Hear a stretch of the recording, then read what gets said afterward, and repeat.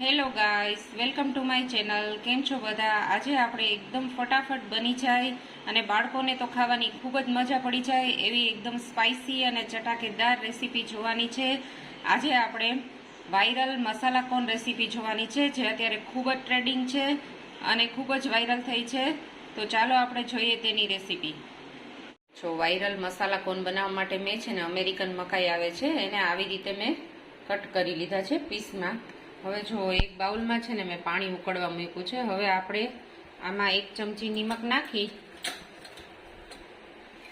1 ચમચી આપણે આમાં નિમક એડ કરી દઈશું અને પછી છે ને આને આવી રીતે આમાં બોઇલ કરી દઈશું આપણે.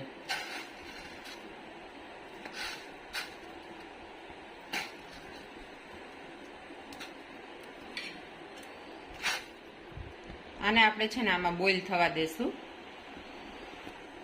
ગેસની ફ્લેમ થોડીક વધારી અને આને બોઇલ કરી લેશું. જો આપણા છે ને કોર્ન બોઇલ થઈ ગયા છે. જો એનો કલર છે ને સ્લાઇડ ચેન્જ થઈ ગયો છે, એટલે આમાં લગભગ 6-7 મિનિટ જેવું થશે. આપણા કોર્ન બોઇલ થઈ ગયા છે. હવે છે ને આપણે એને એક ડીશમાં કાઢી લેશું. જો બધા કોર્ન છે ને એક ડીશમાં કાઢી લીધા છે. હવે આપણે એક પેનમાં છે ને આની ગ્રેવી બનાવશું.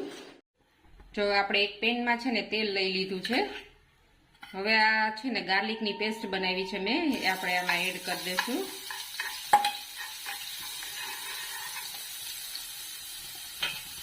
પછી એમાં થોડું નિમક એડ કરશું.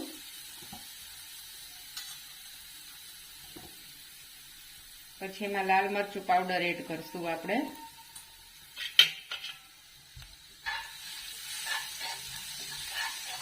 અને થોડું આને મિક્સ કરી લઈશું. પછી જો ચીલી ફ્લેક્સ છે એડ કરશું. આપણે જેવું તીખું ખાતા હોય ને સ્પાઇસી, એટલા આપણે એડ કરશું. જો આ બધું સારી રીતે મિક્સ થઈ જાય ને પછી આમાં છે ને આપણે ટોમેટો કેચઅપ એડ કરશું. આપણે જો વધારે સ્પાઇસી જોતું હોય ને તો આપણે છે ને એમાં શેઝવાન ચટણી પણ એડ કરી શકીએ. આપણે સોસ એડ કરશું. હવે આપણે છે ને આને સારી રીતે મિક્સ કરી લઈશું.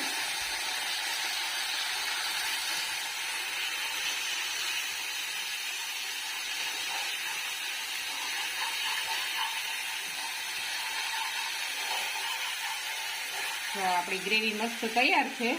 હવે આપણે આ કોર્ન છે ને આમાં એડ કરી દઈશું.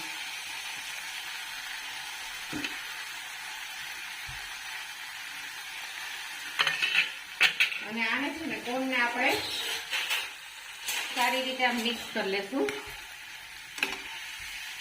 ગ્રેવી આમ ઉપર સરખી ચડી જાય ને એ રીતે આમ ઉલટ સુલટ કરી દઈશું આપણે. આ રીતે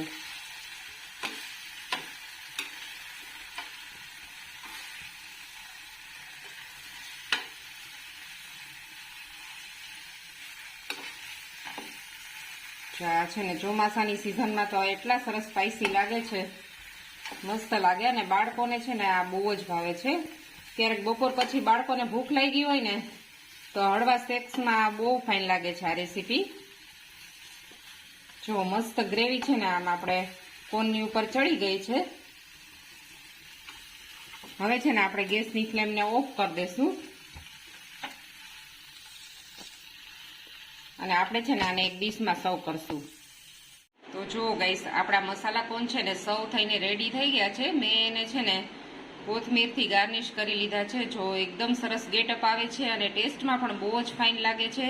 તો તમે પણ ઘરે આ જરૂર ટ્રાય કરજો. એકદમ સિમ્પલ રેસીપી છે, ફટાફટ 5 જ મિનિટમાં બની જાય એવી છે. તો મારી રેસીપી તમને સારી લાગી હોય તો તેને લાઈક કરજો અને શેર કરજો અને મારી ચેનલને સબસ્ક્રાઈબ કરજો. Thank you for watching.